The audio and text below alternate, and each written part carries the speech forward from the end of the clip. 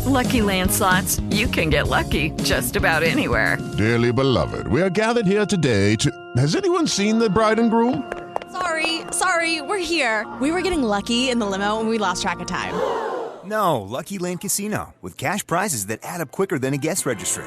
In that case, I pronounce you lucky. Play for free at LuckyLandSlots.com. Daily bonuses are waiting. No purchase necessary. Void where prohibited by law. 18+. Terms and conditions apply. See website for details.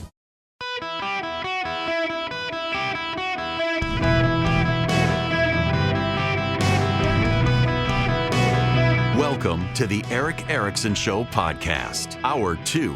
Hello, America. Welcome. It's Eric Erickson here. I hope you had a great weekend and that you get blue skies wherever you are. The phone number is 877-973-7425. You can always text Eric, E-R-I-C-K, to 33777 should you wish to be on the program. Happy to take your phone calls. Those of you on phones, though, do stand by. We do have news that we need to deal with. Mike Pence is out. He suspended his campaign. Here he is speaking to the Republican Jewish Coalition in Las Vegas over the weekend. I'm traveling across the country over the past 6 months. I came here to say it's become clear to me. This is not my time. So after much prayer and deliberation, I have decided to suspend my campaign for president effective today. Now, I'm leaving this campaign, but let me promise you, I will never leave the fight for conservative values, and I will never stop fighting to elect principled Republican leaders to every office in the land. So help me God. Got a standing ovation there from the crowd at the end. I really like Mike Pence, personally. He's been a very good friend to me and my family. I say this somewhat sheepishly, embarrassingly. He was at Church of the Apostles in Atlanta back in, July, I think it was. Michael Youssef's church, who's a friend of the Pences, and they invited me to come sit with them. And after it was over, Mike Pence asked me to come talk to him in a back room. I was with my daughter, and he asked when my wife's cancer scans were. I had no idea. And he said, well, they got to be coming up. Karen's put her on the prayer list. It's like, this is embarrassing. The former vice president and his wife have a better idea of when my wife's oncology scans are than I do. They're wonderful, godly people, and he loves the Lord. What I find really interesting is there are the Mike Pence haters out there. There are the people who hate Mike Pence because Mike Pence decided he would be Donald Trump's running mate, and they felt betrayed by Mike Pence deciding to do that. And there are the people who hate Mike Pence because Mike Pence chose the Constitution over Donald Trump on January 6, 2021. Now, there are a lot of people who try to make excuses and say they hate him for other reasons, but those are really it. They hate him because of Trump. Either because he sided with Trump or because he sided against Trump. Either way, it's because of Trump. So many people who have defined their lives based on their view of Donald Trump and interpret the whole world and how they view people based on that. And what is notable is that Mike Pence never burned bridges with people. It's these people chose to burn bridges with him. There are lots of people who say, oh, he's terrible, he's awful, he's bad on spending, he's bad on the economy. You know, Mike Pence was one of the original fighters in Congress to limit the growth of government. Mike Pence revitalized the Republican Study Committee and made it into the conservative bastion that it was, so much so that Republican leaders had to invade it and twist it and collapse it, and that cost Steve Scalise's job because Steve Scalise is the one who sabotaged all of Mike Pence's work to make it the conservative bastion in Congress. And the chickens came home to roost for Steve Scalise when he ran for Speaker the other week because of it. Pence was the conservative leader, and people forget that. They say, "Oh, well, he was in the Trump administration. What did he do for the size and scope of government?" Well, behind the scenes, working aggressively to limit the size and scope of the federal government, and he was successful in some ways and unsuccessful in others, but he wasn't the top dog. But I sure did feel better at night knowing it was Mike Pence whispering in Donald Trump's ear than someone else.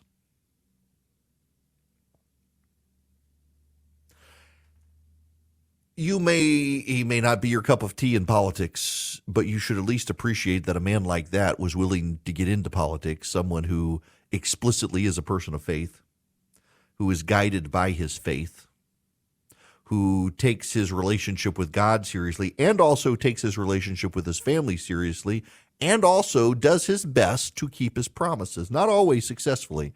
There are friends of mine who couldn't get over the fact that he walked away from the Religious Freedom Restoration Act in Indiana as businesses were badgering him. Can't let it go. I am used to politicians doing things that I don't want them to do. And Mike Pence did some things I wish he wouldn't have done.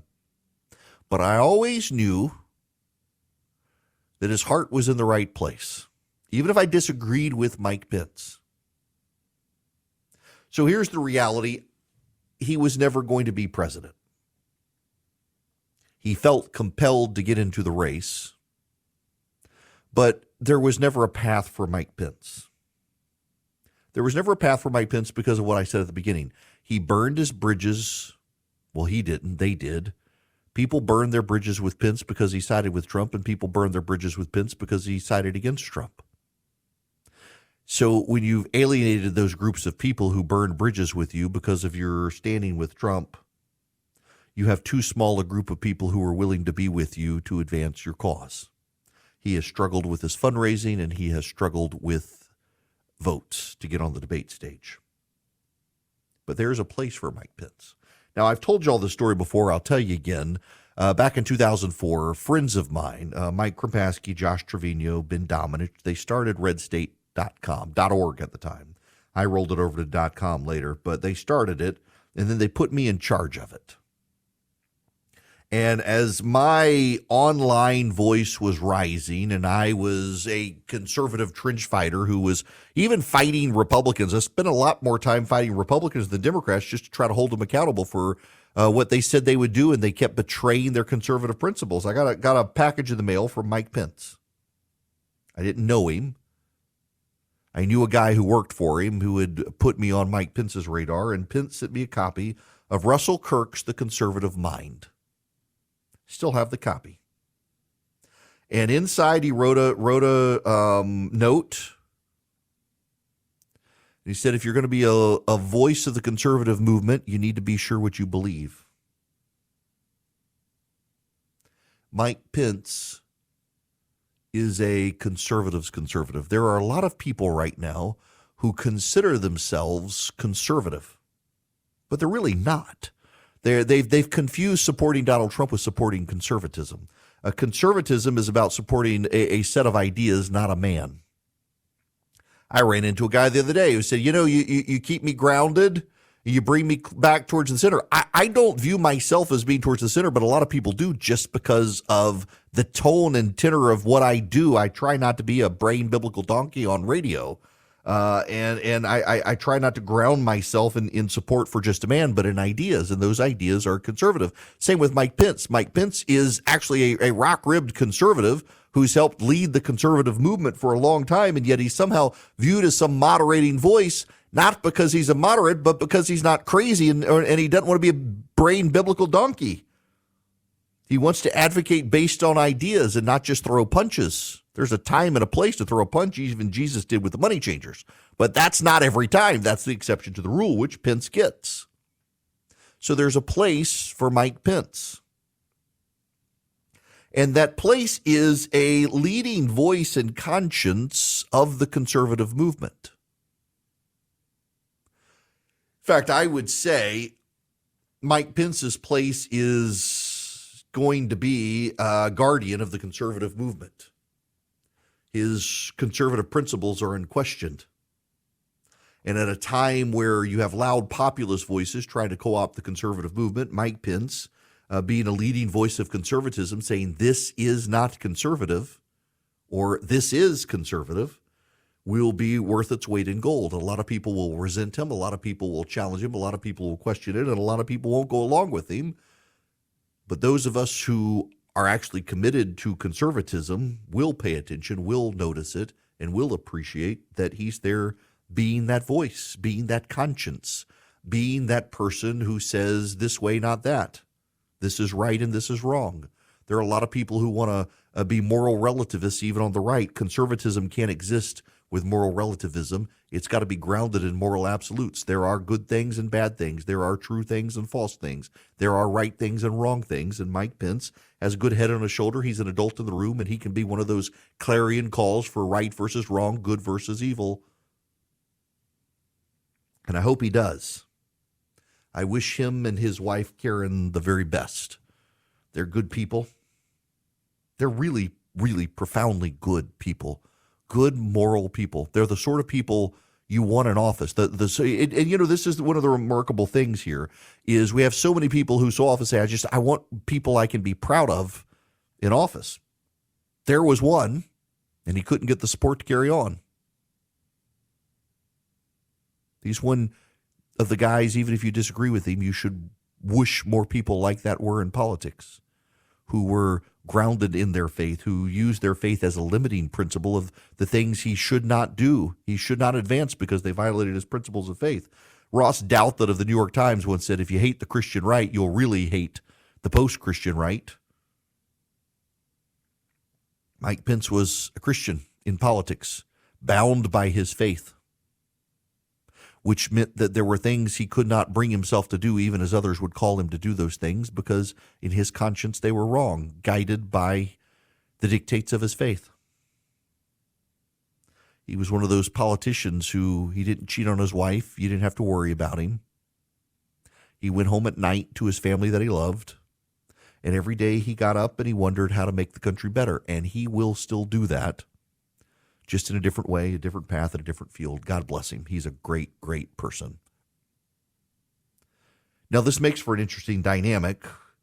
Nikki Haley spoke on stage after Mike Pence to the Republican Jewish Coalition. You know, I want to first say just a special point to Vice President Mike Pence.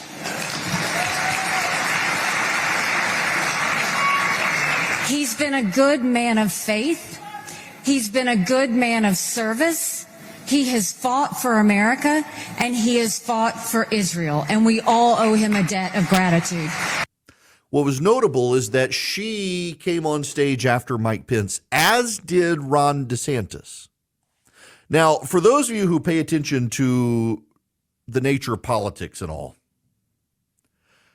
this one actually is kind of interesting if you pay attention to politics. Mike Pence speaks to the Republican Jewish Coalition, announces he's suspending his campaign for the presidency. Nikki Haley and Ron DeSantis both speak after him. Haley alters her speech, goes off script to praise Mike Pence before the crowd. DeSantis never references it, and later his campaign puts out a tweet under his name. There's a lesson there on flexibility in politics and stepping away from the speech sometime. Particularly both of them, I'm sure, would like Mike Pence's endorsement. And Haley was willing and able to pivot off the cuff to praise him, and DeSantis couldn't. I actually do think there's something you should interpret in there about their styles and abilities on the campaign stage, and her ability to do that and be pitch perfect in her praise, while DeSantis doesn't alter his speech to reference it. It probably is one of the many reasons Nikki Haley is now tied with DeSantis in Iowa and ahead of him in New Hampshire.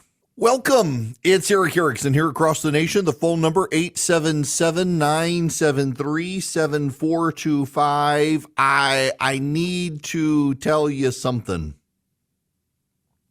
We are going to do the gathering again next year. We're moving it up 1 week to August 8th through 11th. It'll be in Atlanta, Georgia again. We'll be partnering with our radio affiliates to make sure folks from around the country at the radio stations we're on can come and have a good time. We'll be focusing on taking back the Senate. The other thing I want to tell you, and this one is a particularly important announcement for me because I've been working on it privately, quietly, and I can now say something about it. I have a new book coming out. I've written a new book. I got the cover draft the other day. The title of my book, it'll come out at the beginning of next year, is You Shall Be as Gods, Pagans, Progressives, and the Rise of the Religious Left. I have spent a lot of time making the point to all of you that what we're seeing is the secular left has become a religion, and it is actually a very old religion, not a new religion. The rise of the religious left, these secular activists, the environmentalists, the abortion advocates, and the like, it is a very old religion. It is paganism creeping back into the world. It is precursor religions to Christianity. It's more reflective of Roman imperial religion than it is to Christianity. It is based on nature. It is worship of nature, and these people themselves posit they themselves can become gods. They can make themselves male and female, and that somehow they can cause the oceans to recede, to cite Barack Obama. This book comes out at the beginning of next year. You Shall Be as Gods, Pagans, Progressives, and the Rise of the Religious Left. I have been working on this for some time. The cover of this book is pretty awesome. I am very, very impressed with the cover art that they put on it. If you want to be notified when the pre-orders are available, because it's not yet ready for pre-order, if you will text Eric, E-R-I-C-K, to 33777, just text Eric, E-R-I-C-K, to 33777, you'll get some stuff back in the link, but in particular, I will save your contact info when you do that, and I can send you a link when the book is ready for pre-order. So text Eric to 33777. Now, I got to tell you about Americans for Prosperity around the country, educating people on Obamacare or Biden care and Bidenomics and why it's all bad and what we can do to fix it, what we can do to save the country, and what we can do to reinvigorate and ignite the American dream. All you got to do is go to americansforprosperity.org/Eric, americansforprosperity.org/Eric. If you want to find out more, you can be one of over 4 million activists trained up by Americans for Prosperity. They teach you how to knock on doors to be persuasive advocates for freedom. They teach you how to explain to your friends why Bidenomics is bad and what the solution to it is. They teach you how to go to your local school board, your local city council, even your state legislature, and fight for freedom, deregulation, free markets, and free people. It's what they believe in, and they have over 4 million activists around the country committed. They're really organized in 36 states and organizing in the others as well. americansforprosperity.org/Eric. That's the website. I hope you'll go check them out and be a part of a movement bigger than yourself, designed around free markets and free people and rolling back government and fighting for limited government. Hello there. Welcome. It is Eric Erickson here. The phone number 877-973-7425. Should you wish to be on the program, you're more than welcome to call in. I have to tread dangerous waters now because I got to talk about the raw politics of the moment. Oh, gosh, I know what's going to happen just by going down this road, and I might as well just like delete my Twitter account. So, Donald Trump has a lot of very aggressive supporters on Twitter. And they have a lot of apologetics. So let me begin with what is apologetics. Apologetics is simply a defense of something. It's not apologizing as in saying I'm sorry. If you're an apologist, you're a defender. You give a defense. So Christian apologetics, a defense of the faith. When the skeptic says, why does this happen in one of the Gospels, but the same story has something different happen in the other Gospels, and what's your defense of it? And there are defenses of it. A lot of the The things that seem out of place in the Gospels have good defenses based on writing style, who's writing, who's the audience, things like that. Like one of the very famous ones is the possessed men in the cemetery that the demons are cast in the herd of pigs. In one story, it's one person, and in another gospel, it's two men. Why one man in one and two men in the other? Well, if you understand who the writing is to and what the style is, and those who are writing to a very traditional Jewish audience would have put the focus on just one person, not two people, because that was the pattern and practice of the day in writing. When you're writing to a broader audience, you fill out the story more. You got a bigger story. It depends on the writing styles, things like that. There are apologetics classes to teach you the answers to the big questions, and people have apologists as well. The apologetics of the stolen election in 2020 is something I've just given up on talking to people about why I don't see 2020 as stolen, because they all have questions and claims and theories. And those who are big believers are the most diehard apologists. They have all the answers, and that they have the quibbles and the twists of truth and things like that. It's just there's no reason to even engage. You won't convince them. They won't convince you. Why bother? Donald Trump has very hardcore apologists. Why didn't he win in 2020? Well, it was stolen. So how can he win in 2024? Well, COVID's not around now, so they won't be able to steal it in the way they did in 2020. It actually is impressive. It really is impressive. Ron DeSantis has his own apologists, and they may, in my corner of the internet, be more vigorous than those of Donald Trump at this point. Only Ron DeSantis can beat Donald Trump. That's what the DeSantis apologists will tell you. If Nikki Haley is rising in the polling, well, Donald Trump's not firing at her. He must not take her seriously. Well, yes, but Ron DeSantis wasn't firing at her either until she started rising in the polls, so he didn't take her seriously, and now she's suddenly tied with him. Well, it doesn't matter because only Ron DeSantis can beat Donald Trump. It's remarkable apologetics from supporters of Ron DeSantis. There is some truth in the apologetics for DeSantis. DeSantis' supporters are willing to go to Donald Trump more than Nikki Haley supporters are. So if Ron DeSantis drops out, that helps Ron DeSantis, or that helps Donald Trump. If Nikki Haley supporters drop out, well, that might help Ron DeSantis. The problem is DeSantis decided to put all of his eggs in the Iowa basket, and Haley put all the eggs in the New Hampshire basket. Haley is now ahead of Ron DeSantis in New Hampshire, but Haley's debate performances have caused people to give her a second look, and she's now tied with Ron DeSantis in Iowa in the Ann-Selzer polling, which is notable polling. DeSantis, this is just the truth. Don't hate me for telling you guys the truth. DeSantis has declined. Now, you can say, and I do believe it's fair to say, yes, DeSantis had these massive poll numbers in January, but he wasn't a candidate in January. He waited to get in, and the polling declined over time. The problem is that he's now been in for quite a while, and his polling hasn't really improved, while other candidates, particularly Nikki Haley and Donald Trump's polling, has improved. For those who think Mike Pence's supporters, of which there were some, and maybe it's only 3 or 4%. But to say, well, they'll all go to Ron DeSantis now, no, they'll probably go to Nikki Haley. The people who are with Mike Pence are more conservative than populist, and like Mike Pence himself, they're a little skeptical of Ron DeSantis' pass forward with his populist rhetoric. Those people seem to be a better fit to Nikki Haley. Every Ron DeSantis supporter I know is convinced that when any other candidate drops out, their support goes to Ron DeSantis. And the DeSantis supporters are the only ones who think that. Most other people are kind of convinced at this point, no. Chris Christie drops out, probably goes to Nikki Haley, not DeSantis. Mike Pence drops out, probably goes to Nikki Haley, not DeSantis. Tim Scott drops out, probably goes to Nikki Haley, not DeSantis.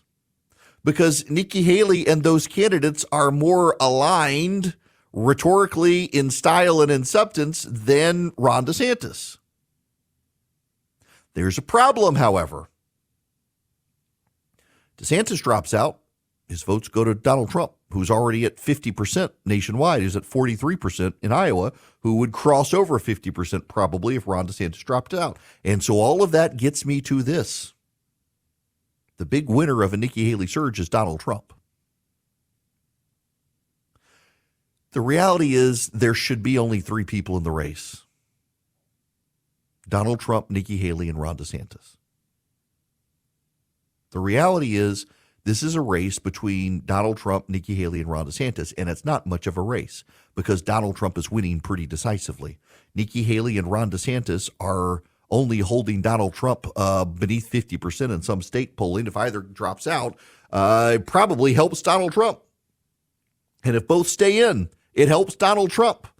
Donald Trump is set to be the Republican nominee the way this is shaping out. However, events change things.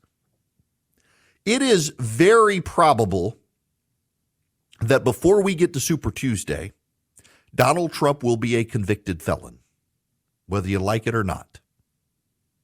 He probably will be a convicted felon. Not only that, but more likely than not, Donald Trump will be losing a significant fortune because this civil trial that the Attorney General of New York is running against him with a judge who clearly hates Donald Trump is going to get the better of him. He will suffer financially. I think Ron DeSantis is right. Ron DeSantis was on TV over the weekend and said, had the Alvin Bragg indictment not happened, this would be a different race. And he's right. The Alvin Bragg indictment caused a huge surge of Trump support and circled the wagons. And I don't know that all the support reflected in the polling is real, but I tend to believe that the trend lines of all the polls averaged together is a pretty good indicator of what's going on. And that still has Donald Trump significantly ahead. So Donald Trump probably going to be the Republican nominee. May God have mercy on all of us to go through the 2020 election again. Events change things, however. Being found guilty, possibly being carted off to jail. I actually think it's probable he'll be found guilty, improbable he'll be carted off to jail, but the amount of money he'll be spending on lawyers and probably undergoing a breakup of his businesses, that could genuinely affect this race. External events will change things, and all the candidates right now are relying on external events, except Haley on her own is rising. I put this tweet up earlier today. Nikki Haley's rise is real. Her opponents have dismissed it so often and so loudly, they're now taking to airing attack ads against her. Her rise in Iowa complicates DeSantis' path because she outperforms him in New Hampshire right now, and it's more likely Pence fans go her way.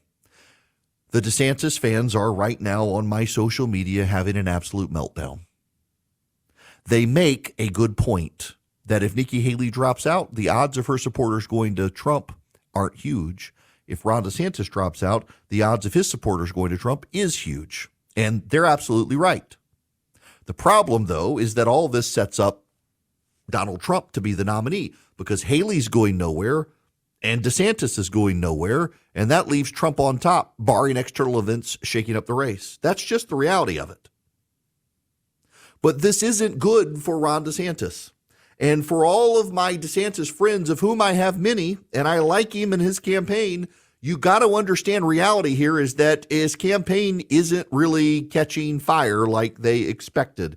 He's floundering in the low teens everywhere. He hasn't surged while Nikki Haley has. He hasn't caught lightning in a bottle. He hasn't done the things he needs to do to maintain traction and support. Although he's fundraised well, he needs to start putting up some ads for himself in these states, and I think he can turn it around. But you got to acknowledge reality, and reality right now is that Ron DeSantis isn't doing fantastic and Nikki Haley surging. And you can be as dismissive as you want about Nikki Haley surging, but Ron DeSantis is not. I like them both. I know Nikki Haley. I'm friends with Nikki Haley. I know Ron DeSantis. I don't have a relationship with him, but I know him. I think Ron DeSantis would be a great president. And if you've listened to this program for the last 2 years, a lot of you think I'm a Ron DeSantis supporter because I talk about him so much, because he tends to be, in my mind, the one who's best likely to hold together the Republican coalition while bringing Trump's voters into the fold. That makes sense to me. That's how I see it. But I also see my friend Nikki Haley doing way better than anyone expected and surging in the polling because she's hit the right notes. She hasn't burned out. She hasn't peaked too soon. She's continuing to surge. And I think Nikki Haley could also preserve the coalition and get some of the Trump supporters to come her way too. The DeSantis people say that's impossible. Only DeSantis can do that. I think they're wrong.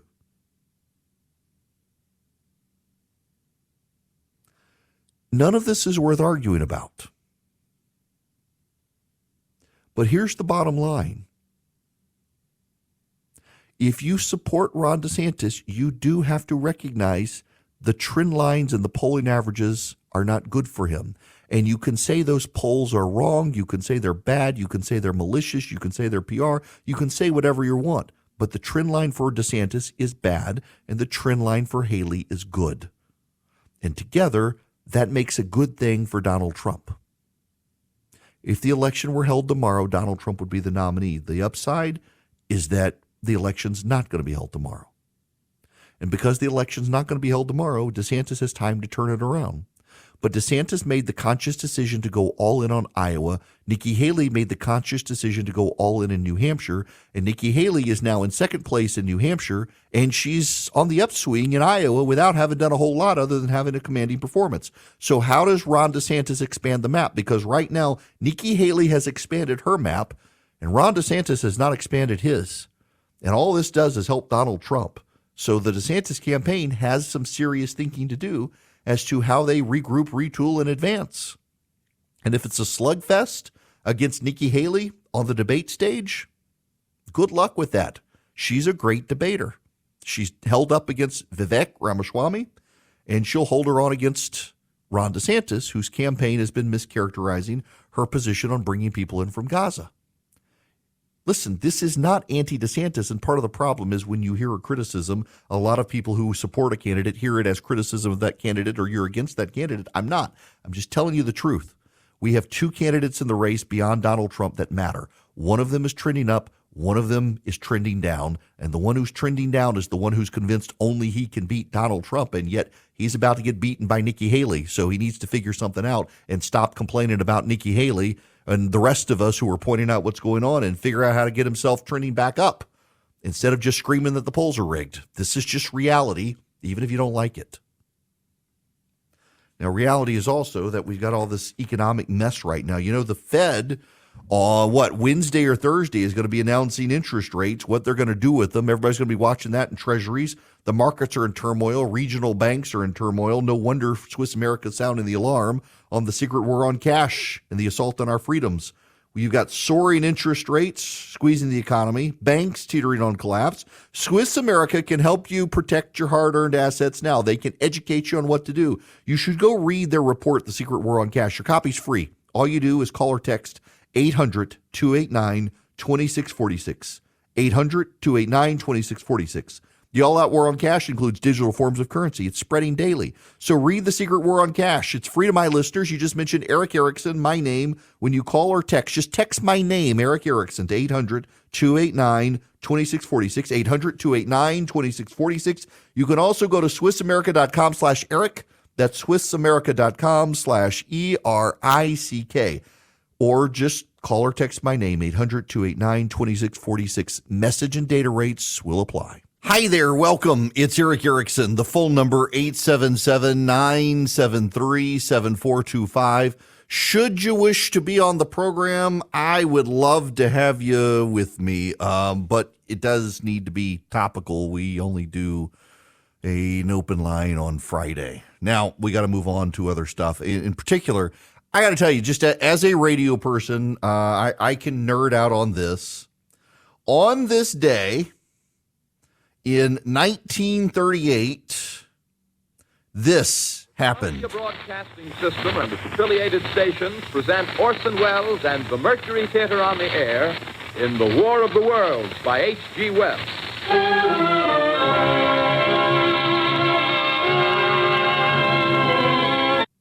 It's an immense ethereal gulf. Minds that are to our minds as ours are to the beasts in the jungle. Intellects vast, cool, and unsympathetic. regarded this earth with envious eyes and slowly and surely drew their plans against us. That was Orson Welles' War of the Worlds, based on H.G. Wells' book. I have a grave announcement to make, incredible as it may seem. These strange beings who landed in the Jersey farmlands tonight are the vanguard of an invading army from the planet Mars. People tuned in. They missed the beginning, that it was a radio presentation of H.G. Wells' War of the Worlds, and set off a panic in New Jersey. The Orson Welles had to organize a press conference early the next morning and apologize for alarming people. The FCC took no action. Over time, it seems like the amount of people who were thrown into a panic was perceived to be larger than it actually was, but it was still a real thing. At the time, there was no television. There was radio. And people were tuning in for what they thought was a Mercury radio presentation, and they got a news bulletin that aliens were invading from Mars, and this was in the run-up to World War II. There were already tensions, and this all happened on October 30th, 1938. A very famous moment in not just radio history, but actually world history, the power of the spoken word and the panic that was set in by people thinking Martians were invading New Jersey. Of all the places Martians would invade, why Jersey?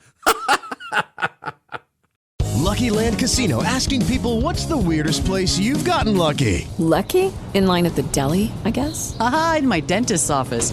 More than once, actually. Do I have to say? Yes, you do. In the car before my kids' PTA meeting. Really? Yes. Excuse me, what's the weirdest place you've gotten lucky? I never win and tell. Well, there you have it. You can get lucky anywhere, playing at LuckyLandSlots.com. Play for free right now. Are you feeling lucky? No purchase necessary. Void where prohibited by law. 18+. Terms and conditions apply. See website for details.